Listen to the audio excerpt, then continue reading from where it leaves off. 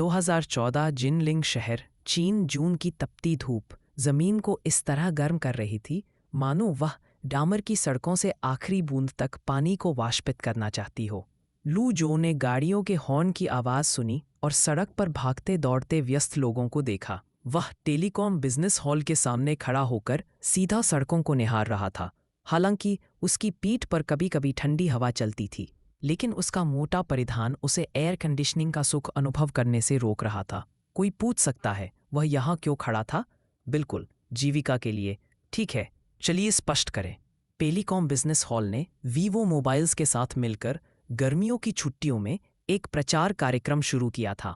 वहां कर्मचारियों को दरवाजे के सामने कठपुतली के परिधान में खड़े होने के लिए 60 युआन प्रति घंटे का भुगतान किया जाता था। यह वेतन पर्चे बांटने से लगभग दोगुना था, और सबसे बड़ी बात यह कि उसे लोगों की तिरछी निगाहें भी नहीं झेलनी पड़ती थीं। साथ ही क्योंकि बाहर का तापमान 30 डिग्री से ऊपर था, उसे प्रति घंटे अतिरिक्त 10 युआन का बोनस मिलता था, यानी कुल मिलाकर 70 युआन प्रति घंटे। जब लू जो ने यह वेतन सुना तो उसने जरा भी संकोच नहीं किया और तुरंत यह काम स्वीकार कर लिया। तर्क से देखा जाए, यदि औसतन वह प्रतिदिन 5 घंटे काम करे तो यह 350 युआन प्रतिदिन होता। यदि वह महीने में 30 दिन काम करे तो यह कुल 10,500 युआन हो जाता। कौन सोच सकता था कि 6 अंकों की नौकरी वास्तव में टेलीकॉम बिजनेस हॉल के दरवाजे पर खड़े होकर मिल सकती है। बेशक लू जो जानता था कि शक्तिशाली हुआवे जैसी कंपनी भी प्रतिदिन ऐसे प्रचार नहीं कर सकती, फिर वीवो जैसी कंपनी की तो बात ही छोड़िए। लेकिन भले ही उसे केवल 1 हफ्ते के लिए काम मिले, तब भी वह 2600 युआन कमा लेता। जैसे ही लू जो ऊबकर सड़क किनारे खड़े छतरी जैसे पेड़ की पत्तियां गिनने लगा, एक मोटा और सांवला आदमी जो अपने चेहरे से पसीना पोंछ रहा था उसकी ओर चलता हुआ आया। क्या आप प्रस्तुत है? उस मोटे आदमी का नाम वू दहाई था। लू जो की ही तरह वह भी जिनलिंग विश्वविद्यालय से गणित में स्नातक कर रहा था। हालांकि वू दहाई उससे 2 साल बड़ा था। वह तीसरे वर्ष में था और कुछ महीनों में चौथे वर्ष में प्रवेश करने वाला था। वह आंशिक समय काम करने वाले छात्रों का प्रबंधक था। यही वह था जिसने लू जो को इस कठपुतली के परिधान वाला काम सुझाया था। लू जो, तुम ठीक तो हो? क्यों ना हम किसी और को बुलाकर तुम्हें बदलवा दें? तुम अंदर टेलीकॉम बिजनेस हॉल में जाकर थोड़ा आराम कर लो, वू दहाई ने कहा। उसकी काया इस भयानक गर्मी के लिए उपयुक्त नहीं थी। उसका पूरा शरीर पसीने से इस तरह भीगा हुआ था मानो उसे अभी अभी पानी से बाहर निकाला गया हो। हालांकि वह सचमुच आराम करना चाहता था। लू जो ने सिर हिलाकर कहा, मैं ठीक हूं, अभी थोड़ी देर और संभाल सकता हूं। मैंने कहा, तुम सच में ठीक हो ना? तुम तो पूरा दोपहर यहाँ खड़े हो, वू दहाई ने चिंतित चेहरे के साथ कहा। असल में उसे डर था कि कहीं यह लड़का हीट स्ट्रोक का शिकार न हो जाए। मैं सच में ठीक हूं, तुम्हें मेरी चिंता करने की जरूरत नहीं है, लू जो ने दृढ़ता से सिर हिलाते हुए कहा, और जोड़ा, बस 1 घंटा बाकी है। इतनी देर से खड़ा हूं तो 1 घंटा और कर लूंगा, मानते हो ना? वू दहाई ने लू जो की ओर देखा और झिझकते हुए बोला, ठीक है, फिर मैं चिंता नहीं करता। हाँ, तुम अपना काम देखो। लू जो की दृढ़ता देखकर वू दहाई ने और ज्यादा जोर नहीं दिया। असल में वू दहाई खुद को भाग्यशाली मान रहा था। आखिर इतनी गर्मी में काम करने को तैयार कोई मिलना बड़ा मुश्किल था। काम करने वाले छात्र बहुत थे, लेकिन अधिकांश लू जो की तरह मेहनती नहीं थे। अन्यथा यह नौबत आ सकती थी कि उसे खुद ही कठपुतली का परिधान पहनना पड़ता। जब वह मोटा आदमी वहां से चला गया, लू जो फिर पलटकर टेलीकॉम बिजनेस हॉल के बाहर खड़े छायादार पेड़ को घूरता रहा। अचानक उसे लगा कि सामने का दृश्य कुछ अजीब हो रहा है। सड़क पर लोग आसमान की ओर उड़ क्यों रहे हैं? उसकी टांगें कमजोर पड़ गईं और उसका पूरा शरीर जमीन पर गिर पड़ा। बाकी बचे हुए होश में उसने जल्दबाजी से आते कदमों की आहट और टेलीकॉम बिजनेस हॉल से आती चीख पुकार सुनी। सामने दरवाजे वाला मैस्कॉट हीट स्ट्रोक का शिकार हो गया है। जल्दी करो, उसका हेलमेट उतारो और उसे पानी दो। तुम ठीक तो हो ना, लुजाओ?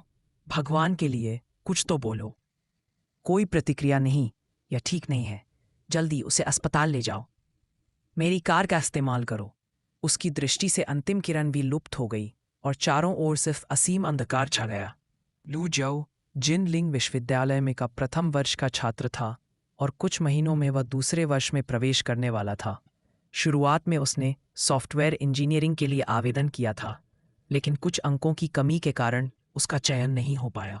अंत में उसे समझौता करना पड़ा और वह अलोकप्रिय गणित विभाग में दाखिल हो गया। कभी कभी लू जो खुद से पूछे बिना नहीं रह पाता था कि 4 साल इस भयानक विषय को पढ़ने का उद्देश्य ही क्या है। मानो इसका कोई उत्तर ही नहीं था। गणित के छात्रों के लिए केवल दो सामान्य रास्ते थे, या तो आगे की पढ़ाई करना, विदेश जाकर या स्नातकोत्तर, या फिर किसी अन्य विषय की ओर रुख करना। वास्तव में कोई विश्वविद्यालय में काम भी कर सकता था, लेकिन स्नातक स्तर पर ऐसा तभी संभव था जब शिक्षकों से बहुत अच्छे संबंध हों। फिर भी विश्वविद्यालय में रहकर काम करने का मतलब सिर्फ इधर उधर के छोटे मोटे कार्य करना होता।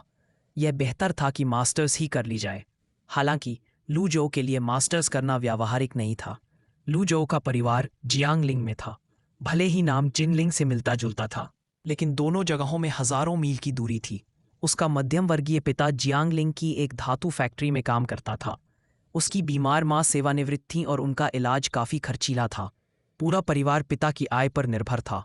ऊपर से उसकी एक छोटी बहन भी थी जो हाई स्कूल में पढ़ रही थी और जल्द ही जब विश्वविद्यालय में जाएगी तो उसका खर्च और बढ़ेगा। पिता की इच्छा थी कि लू जो पैसों की चिंता न करे और पढ़ाई जारी रखे, यहाँ तक कि डॉक्टरेट की डिग्री हासिल करे।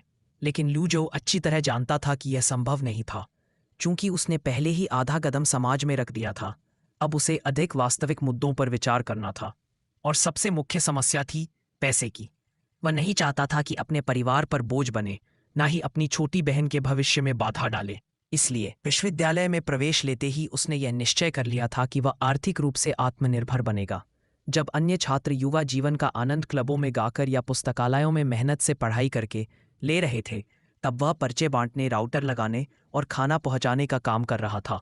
कभी कभी वह खुद से पूछता कि विश्वविद्यालय जीवन का वास्तविक अर्थ क्या है, क्योंकि जो काम वह कर रहा था उनमें से किसी के लिए भी किसी विशेष कौशल की आवश्यकता नहीं थी। ऐसा काम तो हाई स्कूल का छात्र भी कर सकता था, और शायद उससे भी बेहतर।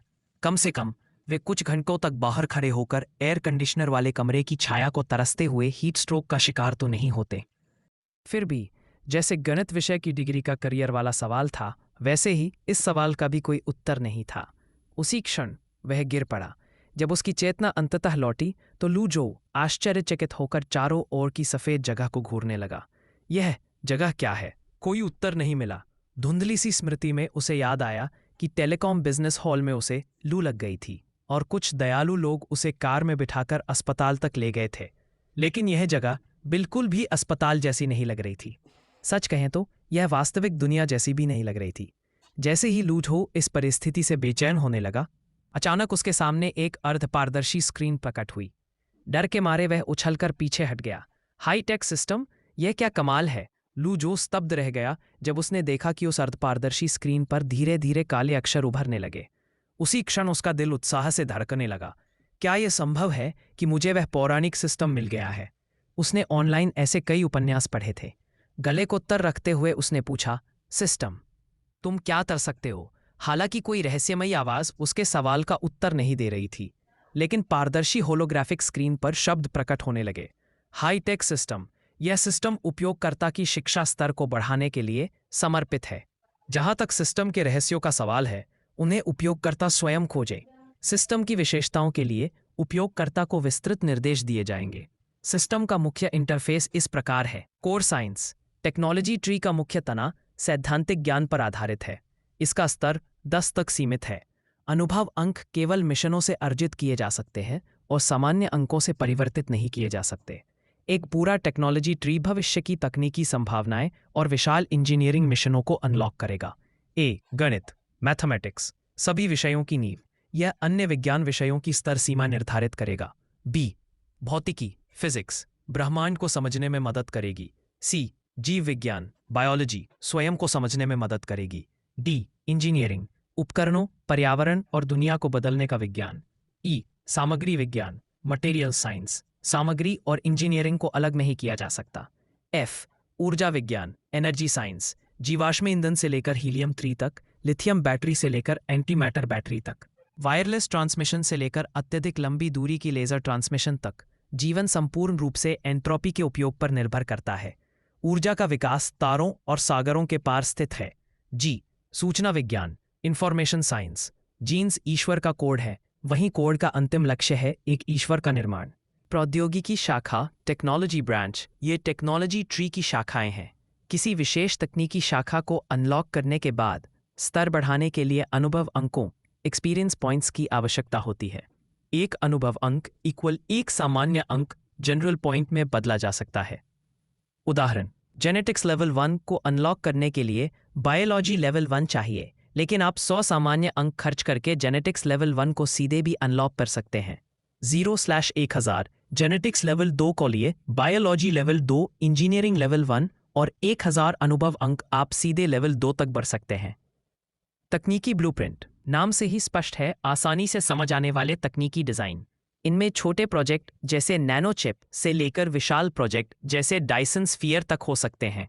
यदि आप निर्माण आवश्यकताओं को पूरा करते हैं तो ब्लूप्रिंट के निर्देशों का पालन करके इन्हें तैयार किया जा सकता है। सामान्य अंक, जनरल पॉइंट्स। मिशन रिवॉर्ड सक्रिय करने के लिए उपयोग किए जा सकते हैं।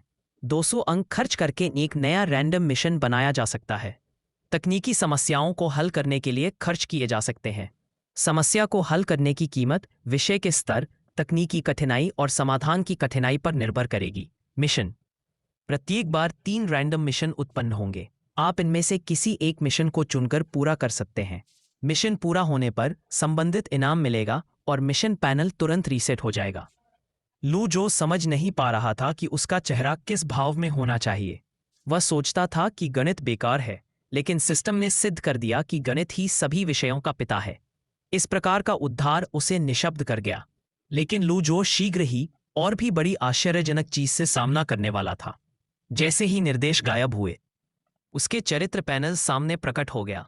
हाईटेक सिस्टम, उपयोगकर्ता लूजो कोर साइंस, ए गणित मैथमेटिक्स स्तर 0, बी भौतिकी फिजिक्स स्तर 0, 0x66, जीव विज्ञान बायोलॉजी स्तर 0, 0x1 सामग्री विज्ञान स्तर 0, ई ऊर्जा विज्ञान एनर्जी साइंस स्तर 0, x66, सूचना विज्ञान इंफॉर्मेशन साइंस स्तर 0, 0x66, प्रौद्योगिकी शाखा टेक्नोलॉजी ब्रांच कोई नहीं। सामान्य अंक, जनरल पॉइंट्स 0। मिशन, कोई नहीं। भले ही मैं पहला दर्जे का टॉपर नहीं था, लेकिन फिर भी मैं देश के बेहतरीन विश्वविद्यालयों में से एक में पढ़ रहा हूं। क्या ये शून्यों की कतार मुझे थोड़ा अपमानजनक नहीं लग रही? लू जॉ ने जब उन शून्यों की पंक्ति को देखा तो समझ नहीं पाया कि वह हंसे या रोए। जरूर इस सिस्टम से कोई गलती हुई है। जैसे ही लू जॉ ने यह सोचा, अचानक उसके कंधे जोरों से कांपने लगे और उसकी चेतना तुरंत उस श्वेत आयाम प्योर वाइट डायमेंशन से खींच ली गई। क्या आप चाहें